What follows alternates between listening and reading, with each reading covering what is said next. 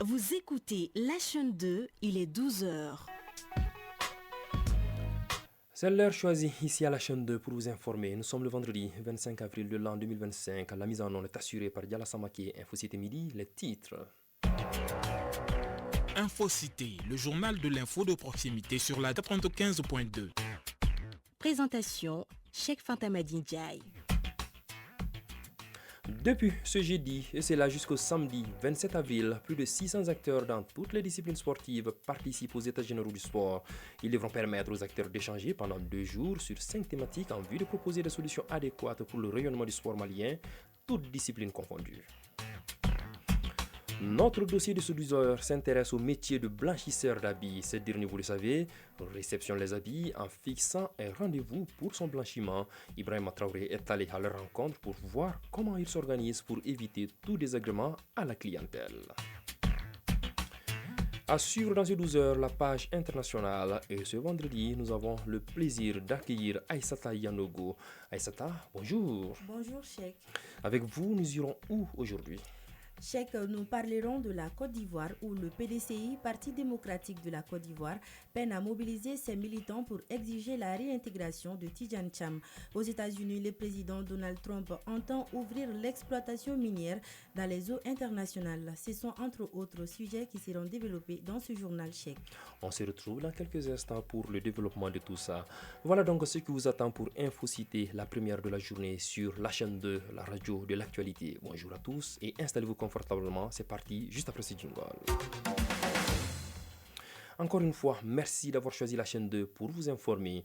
Plus de 600 acteurs dans toutes les disciplines sportives participent aux États généraux du sport au Centre international de conférences de Bamako. La cérémonie de lancement ce jeudi était présidée au nom du chef de l'État par le Premier ministre, ministre de l'administration territoriale, le général de division Abdoulaye Maïga, avec à ses côtés plusieurs membres du gouvernement. Ces États généraux devront permettre aux acteurs d'échanger pendant 2 jours sur 5 thématiques en vue de proposer des solutions adéquates pour le rayonnement du sport malien, toutes disciplines confondues. On en sait plus avec Mamoutou Dante. Relever le défi de remporter plusieurs compétitions, toutes disciplines sportives confondues, et de donner une nouvelle dynamique au sport malien, tel est l'objectif visé par les États généraux du sport. Cette initiative devrait donner un nouvel élan au sport malien. Abdoul Kassim Ibrahim Fomba, ministre chargé de la jeunesse et des sports. Faire le bilan, qu'est-ce qui a marché, qu'est-ce qui avait été pris comme décision dans le passé qu'on a pu mettre en œuvre, et aujourd'hui où se trouvent les défis. Le sport aussi intègre de nouvelles dimensions, comme les nouvelles technologies. Comment on peut intégrer tout cela dans le sport malien aujourd'hui, plus le financement. Nous avons eu la chance d'avoir la rénovation de nos infrastructures sportives à travers le président de la transition. Ces infrastructures, il faut savoir les animer, il faut savoir les rentabiliser, afin que le niveau du sport malien puisse encore aller beaucoup plus loin. Ils sont tous au rendez-vous, les dirigeants sportifs, les anciens ministres chargés des sports, les journalistes, bref, tous les acteurs concernés pour échanger pendant 2 jours sur les stratégies de financement, des réalisations des infrastructures, cadre juridique, gouvernance et développement des ressources humaines. Cheikh Konaté, président de la commission des experts des États généraux du sport. Chaque acteur est venu ici avec un objectif clair parce qu'il est acteur quelque part. Il a une responsabilité de développement du sport de son pays. Nous voulons la refondation de notre sport. Nous voulons le renouveau de notre sport. Les débats sont libres. Il y en a qui ont quitté le département il y a plus de 15 ans. Ils sont là. Tous sont engagés. Que personne ne se retienne. Nous allons réunir plus de 650 participants, que chacun dans ces ateliers-là, pour faire des analyses. Les participants venus des régions et du district de Bamako fondent beaucoup d'espoir sur les recommandations qui sortiront de ces échanges. Amadou Al-Hussein Touré, journaliste sportif. Que les plus hautes autorités prennent en charge les résolutions qui vont issues de ces états généraux et leur donner une force. On va se poser la question, quelle serait la valeur juridique des décisions qui seront issues. Donc, il faudrait que les autorités aident le département en charge du sport à transformer ces résolutions-là en actes concrets de développement du sport. Abdoulaye Traoré, président de la commission d'organisation de la Fédération malienne d'athlétisme. Le sport malien a trop de problèmes. Et tout le problème, c'est parce que les gens ne respectent pas les statuts et règlements. Si les gens respectaient les statuts et règlements, je dis, il n'y aura pas de problème. Je crois qu'avec ces états généraux-là, on va étaler tous les problèmes pour que les choses rentrent en l'ordre. Ces échanges permettront de formuler des recommandations dont l'application offrira au sport malien un lendemain meilleur. L'actualité au Mali, vous le savez, c'est aussi les fidèles musulmans qui se préparent pour effectuer le cinquième pilier de l'islam. Et à ce propos, dans ce registre, une formation est organisée par la Maison du Hajj depuis quelques années. Elle a pour objectif, cette formation, d'édifier les différents pèlerins sur la marche à suivre dans le processus du Hajj. La formation pour cette année 2025 suit son cours normal depuis septembre 2024 et prendra fin début mai. Cette formation des pèlerins est un système adopté par la Maison du Hajj il y a de cela 3 ans. C'est là afin de leur permettre de s'imprégner des fondamentaux du cinquième pilier de l'islam. Dr Abdul Fattah Sissé, directeur général de la Maison du Hajj. C'est 3 millions de personnes qui se retrouvent sur le même lieu au même moment. Il faut former les gens. Ce qui se passe là-bas, ici à la Maison du Hajj d'abord, et à Médine, à Mina, à Rafah, à Muzdalifa, qu'ils puissent vraiment faire leur Hajj dans la tranquillité. Il y a 2000 qui sont avec la filière gouvernementale, les 11 323, c'est le privé. Mais tous les Maliens se retrouvent ensemble sur les mêmes lieux. Donc c'est dans ce cadre-là la formation est initiée et ça a apporté beaucoup de fruits parce que les pèlerins arrivent à faire leur Hajj dans la tranquillité avec beaucoup de satisfaction. C'est comme si les pèlerins aient son propre guide. En cours depuis 7 mois, la formation se base principalement sur 3 points. Moutagaba, chef bureau de formation des pèlerins à la Maison du Hajj. Préparatif spirituel, préparatif mental, préparatif intellectuel, préparatif administratif et préparatif physique et financier aussi. Les pèlerins seront formés dans tous ces sens-là. Deuxième point, ça c'est le rite du pèlerinage, les actes obligatoires, les piliers, l'historique du pèlerinage aussi, les mérites du Hajj. Troisième point, ça c'est le conseil général sur le Hajj. Pour cette année, ils sont au nombre de 13 323 pèlerins.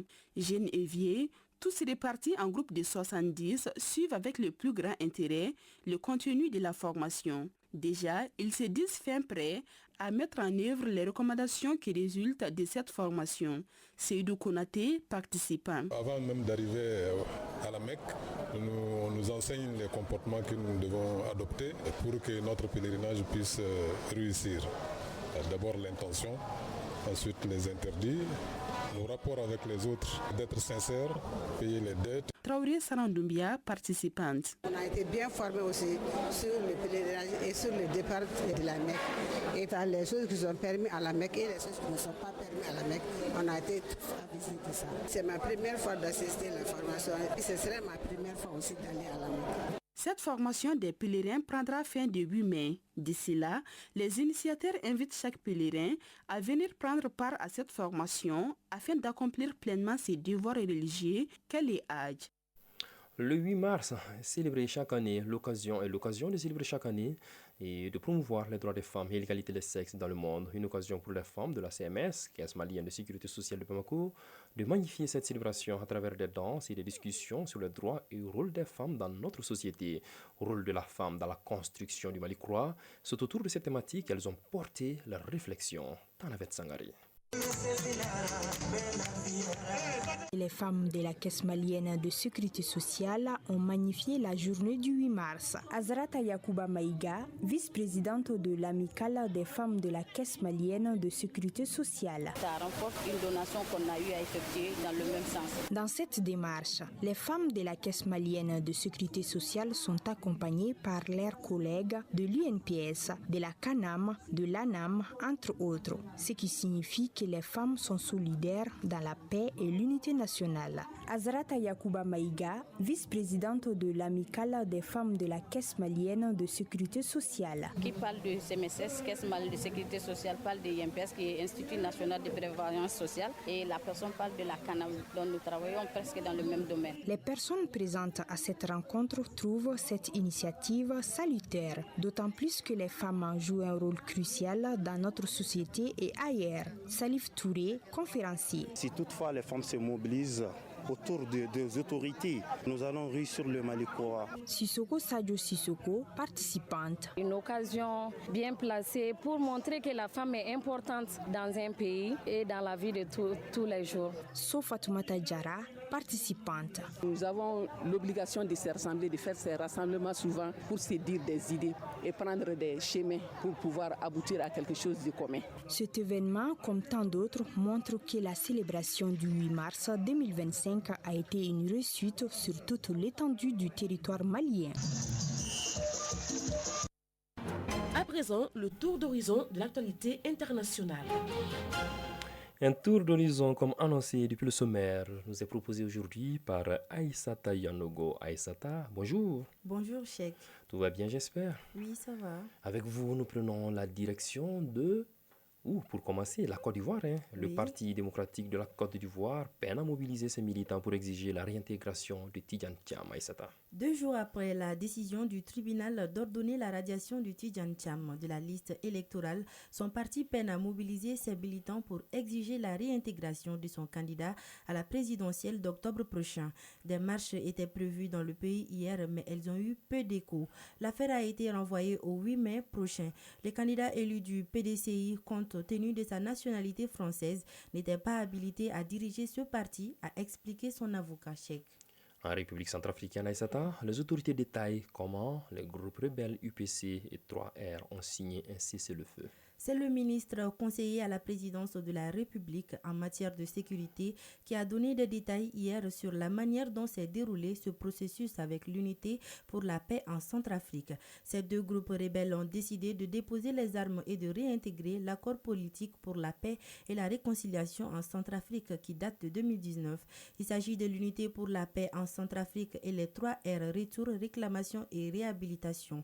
Ce cessez-le-feu, signé avec le gouvernement centrafricain, a été dévoilé lors d'une réunion stratégique entre les principaux acteurs à Bangui. En Afrique du Sud, le ministre des Finances a renoncé à son projet d'augmentation de la TVA, taxe sur la valeur ajoutée, Aïssata. La décision a été prise après que le deuxième parti, l'Alliance démocratique, a menacé de quitter le gouvernement. L'ADIA estimait qu'une augmentation de la TVA toucherait surtout les pauvres. Il s'agit d'un revirement majeur visant à éviter l'effondrement du gouvernement de coalition.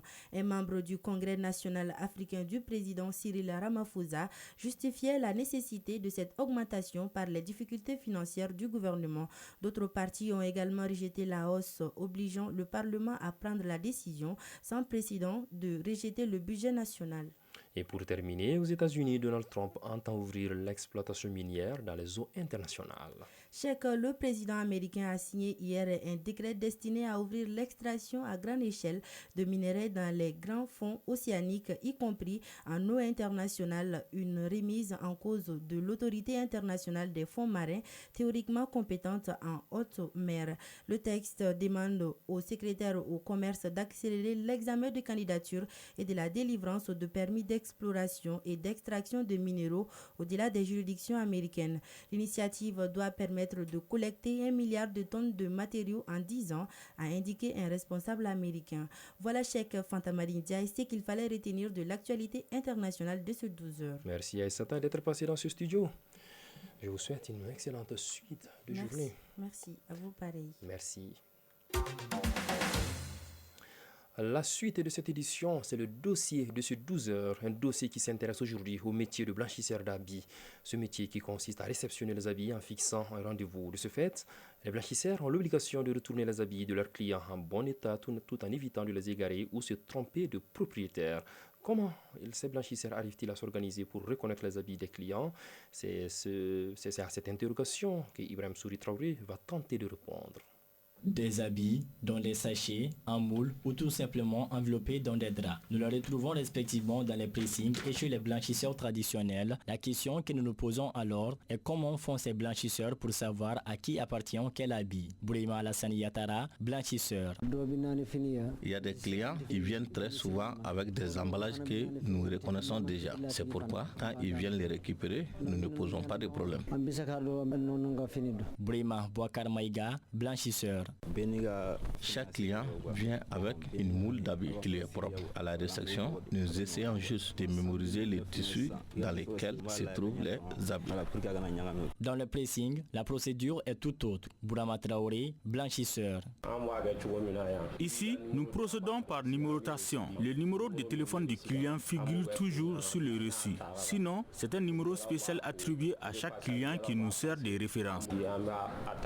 Cependant, il arrive que certains habits échappent au contrôle de l'organisation. Bourama Traoré. Cela arrive généralement quand nous recevons plusieurs clients au même moment. Dans ces cas, les numéros peuvent se mélanger. Nous constatons pourtant la perte de certains habits. Clients et blanchisseurs ont des explications. Mamadou Sanogo, blanchisseur. La perte des habits peut être liée à plusieurs choses. Souvent, il est même possible qu'un client pense avoir amené un nombre d'habits qui n'est pas tout à fait exact. Il y a des habits qu'on a d'ailleurs perdus de cette façon. Salimata Koulibaly, cliente. J'avais perdu un de mes habits comme ça. Heureusement, l'habit a pu être retrouvé et on me l'a remis après. Une cliente soutient le contraire. Astan Mariko. Ça fait longtemps que je donne mes habits à blanchir ici et jamais je n'ai rencontré de moindres problèmes. Des fois, j'envoie même des enfants récupérer mes habits à ma place. Comme tout métier avec ses risques, celui des blanchisseurs ne se limite pas uniquement à la perte des habits. Ceux-ci peuvent également être abîmés. Mamadou Sanogo, blanchisseur. J'ai une fois par malchance gâté les habits d'un client, pas au niveau du repassage mais à la lessive. Le coût des dégâts s'élevait à 200 000 francs CFA environ. Heureusement pour moi, le propriétaire a été indulgent. Il m'a aussi offert les habits en question comme cadeau. Et certains clients n'hésitent pas à réclamer des remboursements. Au cas où, ils devront se soumettre également à une procédure. Bourama Traoré, blanchisseur. Pour un client qui souhaiterait qu'on le dédommage, celui-ci devrait également se soumettre à une procédure. Concernant cette proposition, l'idée de recevoir de l'argent en liquide est tout à fait exclue. Pour d'autres, les clients est le seul fautif dans l'histoire. Bourima Kanta, client. Je trouve que ce sont les clients qui sont fautifs le plus souvent, puisqu'au moment de déposer leurs habits, ils bénéficient normalement d'un reçu dont ils doivent prendre soin. Aussi, le mieux dans tout ça, c'est de toujours cibler les pressings les plus proches. Une chose qui ne semble pas avoir compris cette autre cliente. Pour elle, ce ne sont pas des habits qu'elle ne retrouve pas, mais plutôt le pressing en question dans lequel elle a déposé ses habits. Tigidanke Kaba, cliente. J'ai effectivement déposé mes habits dans un pressing que je n'arrive pas à retrouver. Depuis ce matin, je cherche l'endroit, mais en vain. Ce qui est sûr, malgré le fait que j'ai aussi égaré mon reçu, je pense que la situation devrait s'arranger si jamais j'arrive à retrouver l'endroit. Dans le cas échéant, je rentre tout simplement à la maison. Des solutions sont néanmoins proposées afin de minimiser au maximum les problèmes. Brima Alassane Yatara, blanchisseur. Pour ma part, je prends toujours le soin de blanchir au même moment tous les habits du même client. C'est en tout cas ma façon de faire. Certes, chacun a sa façon de reconnaître les habits de ses clients. Par contre, ce qui fait l'unanimité reste une relation de confiance et de conscience professionnelle.